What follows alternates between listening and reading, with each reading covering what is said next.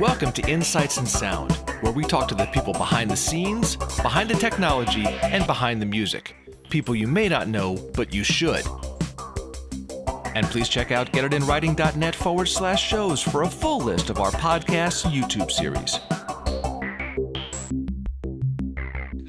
Welcome to Insights in Sound live from the NAMM Show floor. My guest is William Golde. He is with PTZOptics, and we are talking about creating a live streaming setup that works for you as a musician. And one of the big challenges here for a lot of musicians is not just lack of familiarity with video equipment all in all, but the fact that they kind of need to be their own director, producer, everything else. Yep.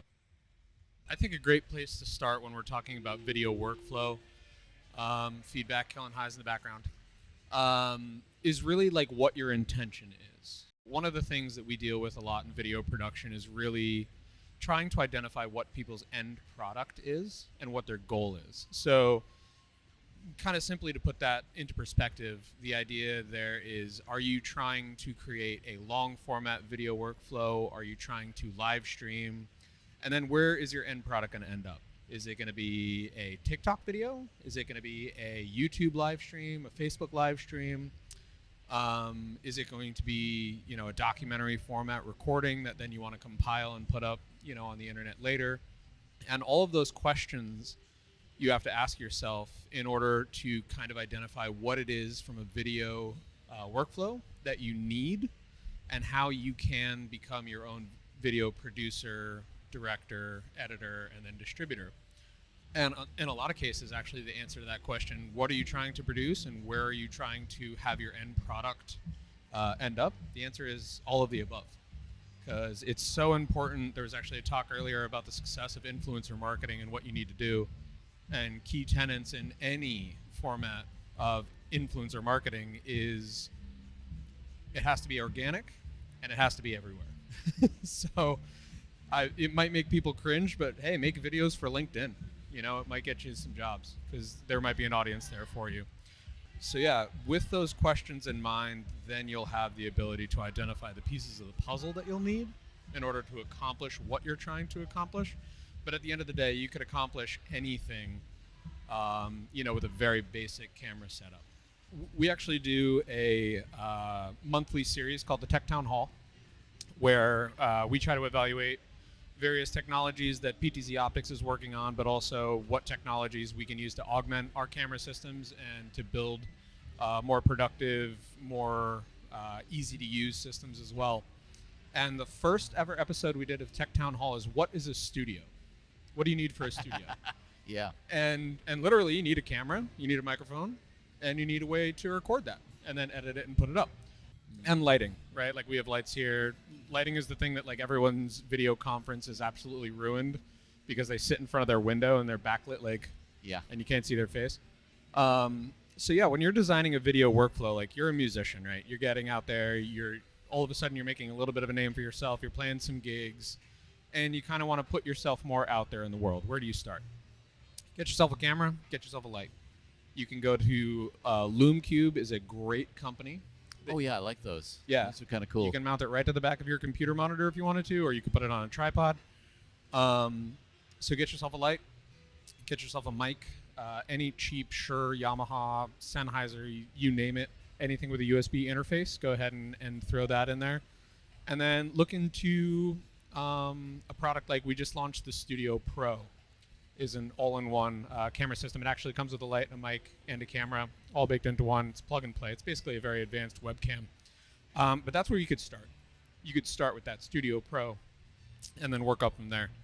One of the cool parts about our systems is we have native MIDI control. So if you have a MIDI controller, you have a keyboard or a DJ setup, and you want to use that to control a PTZ camera, you can.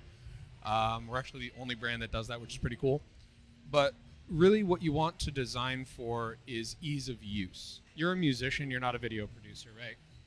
Make your life easy. Don't go out there and buy a $10,000 DSLR, even though that's what we're shooting on right now. But we have a video producer, right? His job is to do video production. There's no need for it. Also, at the end of the day, too, you don't necessarily need a 4K camera right out the bat. One thing about 4K that's very interesting, and there's a massive conversation out there. Well, it's been going on for years. So I have a BFA in film production. When I started my film career back in 2005, that's when the Red One was released.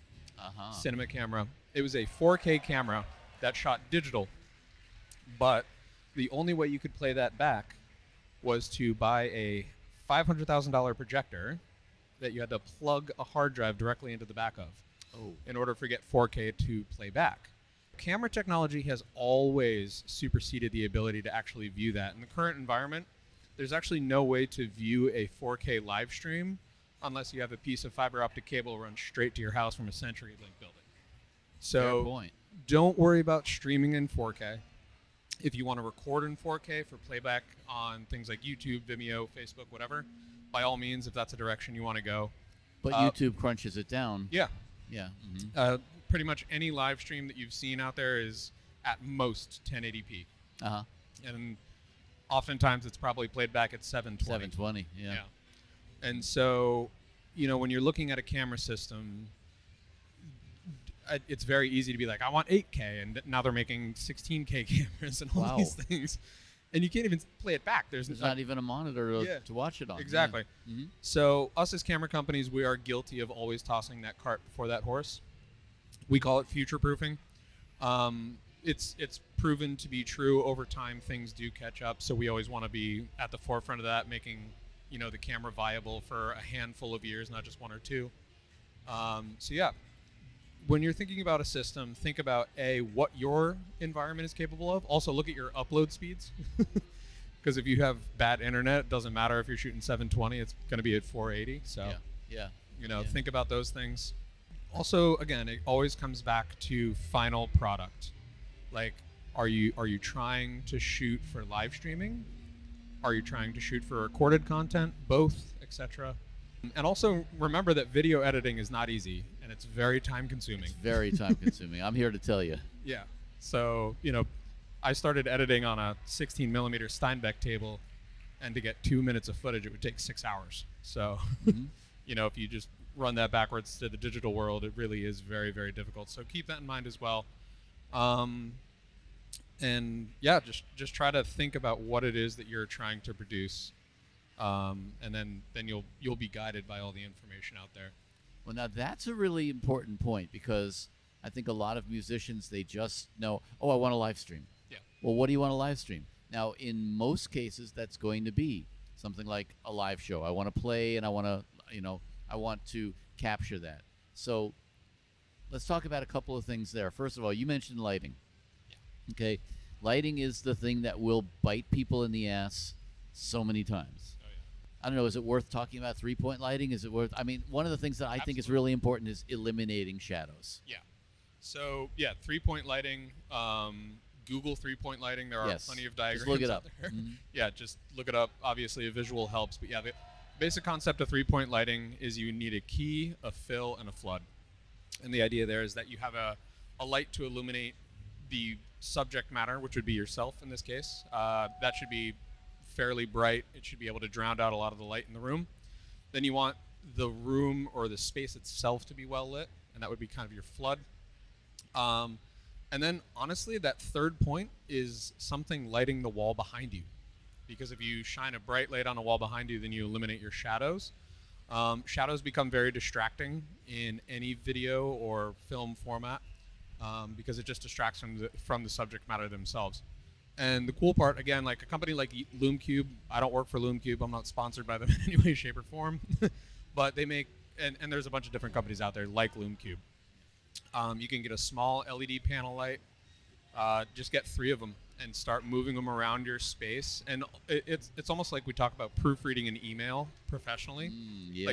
Proofread your setup before you just want to go get live streaming. Like, record a little bit, watch it back.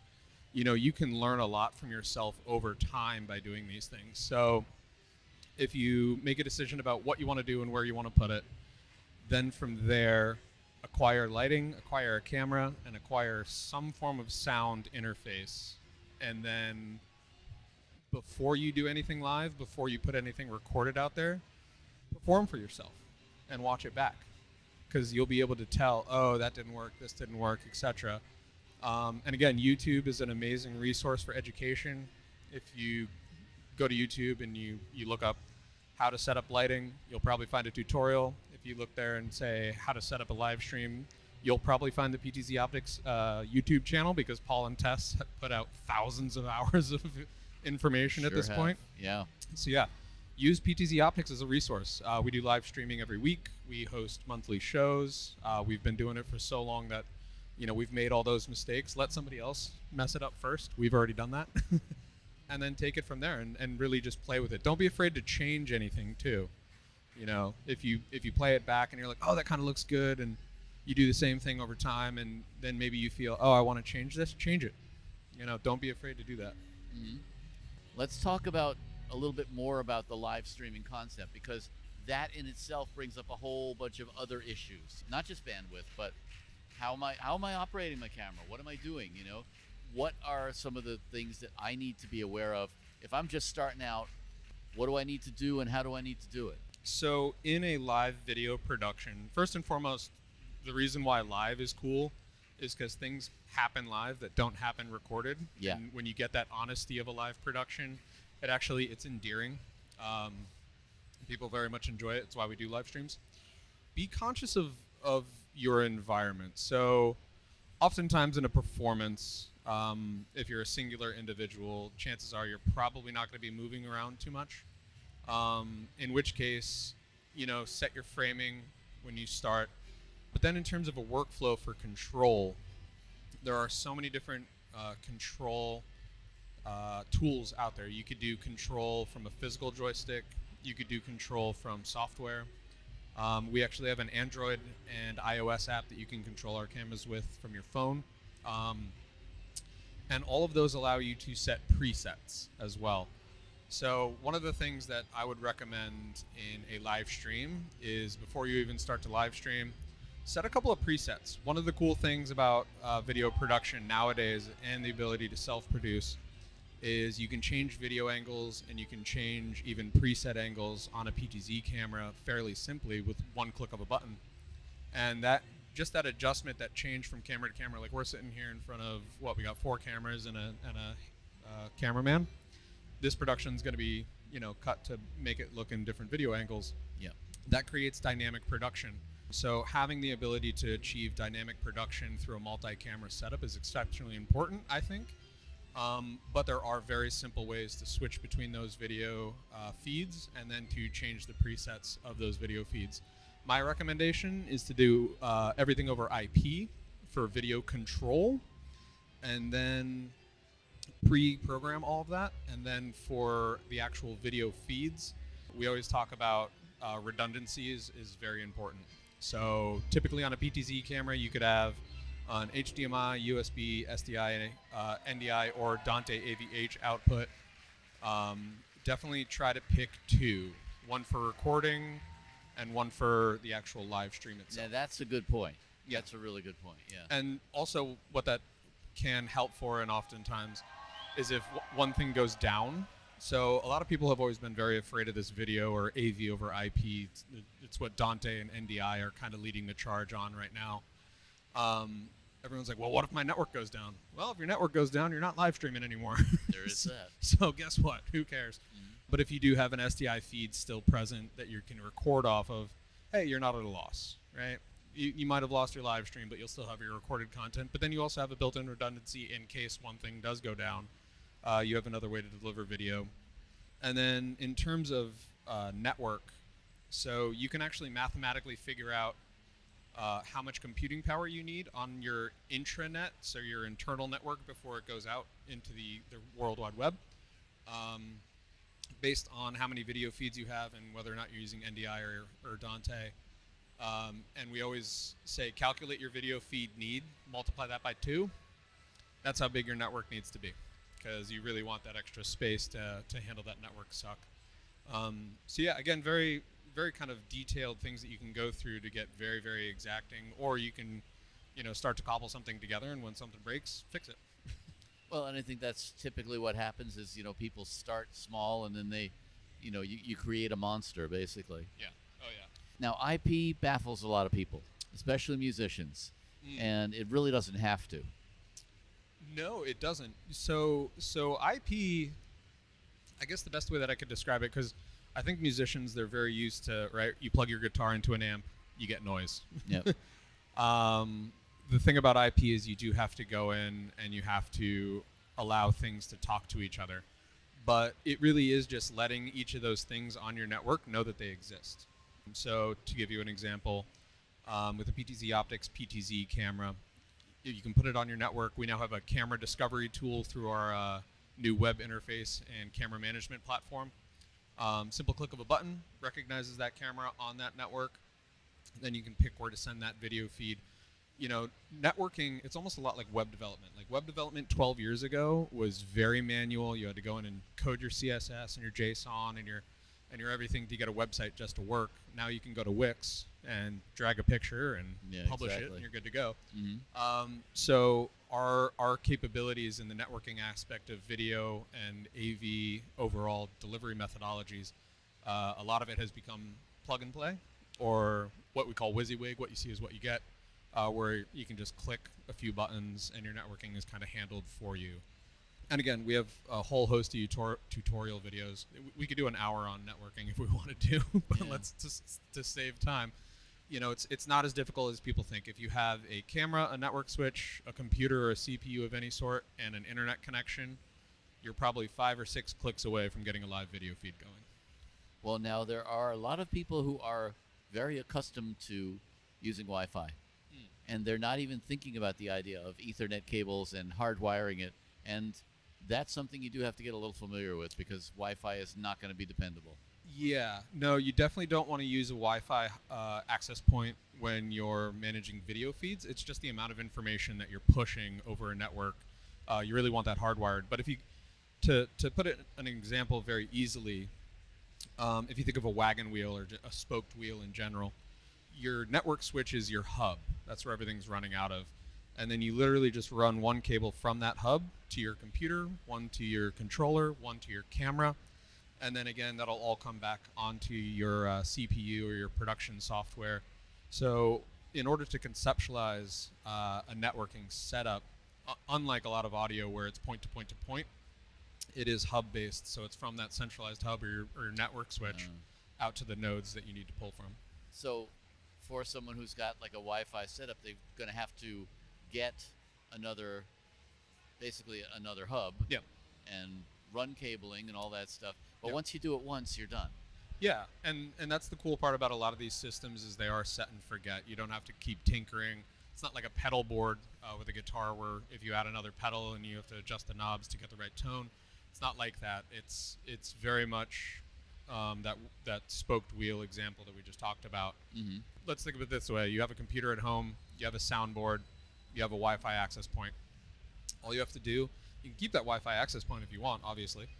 All you have to do is add a network switch and then just make sure to hardwire via Cat5 or Cat6 cable to all of the devices that you have in that, AV over IP system. And as long as their static IP addresses are recognized and you're running DCHP, it'll find everything pretty easily. Now, what about auto tracking and stuff like that? It's one of the most abused and overused things let's talk about that a little bit. Let's talk about auto tracking. Yeah, so auto tracking, it goes back to the exact same question that we asked when we started this discussion. And that is, what are you trying to accomplish? People talk about audio tracking because they want, can we track the person that's speaking or singing or the person playing that instrument or whatever the case may be? And a lot of times it's not applicable, especially if you're doing like a live event and you're in a room. Audio tracking isn't going to work if there's more than 2 or 3 people in that space because it's going to try to track everything you see in the space. Uh-huh. But auto tracking is exceptionally interesting. We've not just PTZOptics, but other companies have done a really great service and leaps and bounds in the auto tracking space. That's something where you can remove that camera person or the necessity for a camera person because you really can have a camera. We use generic facial mapping and motion to actually track a singular presenter around a room, So we have that capability. And again, that's just an added production value. When we talk about production value, we're really talking about how dynamic is your live stream. Do you have graphics? Do you have overlays? How many audio inputs and camera inputs do you have? And there's obviously a point where it gets too much, because if you can't self-manage, then it's just going to look awful anyway. Yeah. But as you start to add things, as long as it works in your workflow, you're going to up your production value. So yeah, auto tracking is kind of a cool thing. What you could do is you could set up a singular auto tracking camera, and then you could have two wide angles if you wanted to, or one close up and one wide angle. And if everything's being recorded simultaneously, you could kind of overlay those shots so you have that dynamic pan, tilt, and zoom tracking you. And then you can cut to those other shots. But it's really got to work in the whole production itself and what you're trying to accomplish. If you're just sitting at a table and you got an auto tracking camera, it's not going to change much. That's just silly. Yeah. It's just a waste of technology. But if you're going to be moving around and you want it to be a little bit dynamic, auto tracking is great. Now, what if you got a band though? What's that? Let's say you're live streaming a band. Oh, Auto tracking's gonna kind of mess you up, isn't it? It will and it won't. And it depends on what auto tracking system you use. And to pump my tires, because I'm in sales, the PTZOptics Move 4K and Link 4K camera actually have the ability to select a singular presenter, and that's the use of that generic facial mapping to actually cycle through the faces that it sees in the room. And then cool. it can be like, oh, I want you to auto track the lead singer because they're going to move around a bunch. But then just set up a static camera for the drummer. He's not moving, so set that up that way. So that is an option. There are a few other tracking systems out there that have like a lapel IR, so you can actually track a singular person, so that's a good option. Okay. But if you just use a generic motion tracking camera, if there's more than one person moving around that space, it will get very confused. And it'll probably just resort to a home position, then it's not using the auto tracking anyway, so again, waste of technology there. Yeah, auto tracking it can be as good as you want it to be, and it can completely mess up your production. And again, it really just comes down to what you're trying to accomplish as your end goal, and what it is that you have the capability to put into your space. So where can people go for more information? You mentioned Paul and Tess. Yep. The Stream Geeks. The Stream Geeks Yeah. are the best. And they have just done a ton of content. Yeah. But you guys really do have a lot of information on your website, but really informative stuff that is more or less brand agnostic to a certain extent. I think. Absolutely. We could have another hour-long discussion about the history of live streaming and live television, but we won't. So, yeah, our company comes from an AV integrator. So for those who don't know the backstory, we were actually started 35 years ago. The company's called Haverford Systems, based out of Philly. We started the camera brand actually as a result of not being able to find the cameras we wanted at the time. So 7-8 years ago, it was either like a very incapable webcam or a $10,000 very fancy branded camera and nothing really in the middle, which is where we came from. And so we were founded on the idea of trying to make cameras for people that are using them. And rather than hard selling on technology, because at this point, every PTZ camera, every live streaming or vlog camera, they're all basically technologically the same. And really what it comes down to is support and education. And we knew that from the get-go, being an integrator ourselves. We've made a very, very concerted effort to put out as much educational content as we can. Every month I do a tech town hall. Our product evangelist, Stephen Haywood, does Salt Talk every month, which is specifically targeted towards the house of worship market, because there's a whole different discussion out there for those spaces. And then we do a live stream every 2 weeks with Paul and Tess. And we always try to tackle topics that aren't central to our brand, because we're just one piece of that puzzle, right? Like what I've mentioned throughout here is like, oh yeah, you could use this PTZOptics camera or this PTZOptics camera, etc. But there's always going to be a need for an audio piece, a networking piece, a control piece, etc. And we know that, and because we don't have a product for every single piece of the puzzle, we always try to talk about the solution as a whole. If you have any questions, or if you want to reach out to us, you can always call us directly. we have this novel concept at PTZ Optics that when you call the phone number, a human answers. Albeit it's only 9 to 5 East Coast time, but still, you can get a human. Otherwise, a robot answers. Or, you can reach out to partners@ptzoptics.com, goes to my team, and we're all technical salespeople, so we can help with any questions you have. Our support team is awesome, but if you're going to start anywhere, start at YouTube. If you go to PTZ Optics YouTube channel, literally thousands of hours, almost 7 or 8 years now worth of live streams and videos. Yeah, you guys might know what you're doing by now, huh? Yeah, you'd think. I think we've gotten to that 10,000 hour mark of like being able to say expert. Fair. Cool. So fantastic. William Golde, thank you for being my guest. no, thank you so much for having me. It's been a pleasure.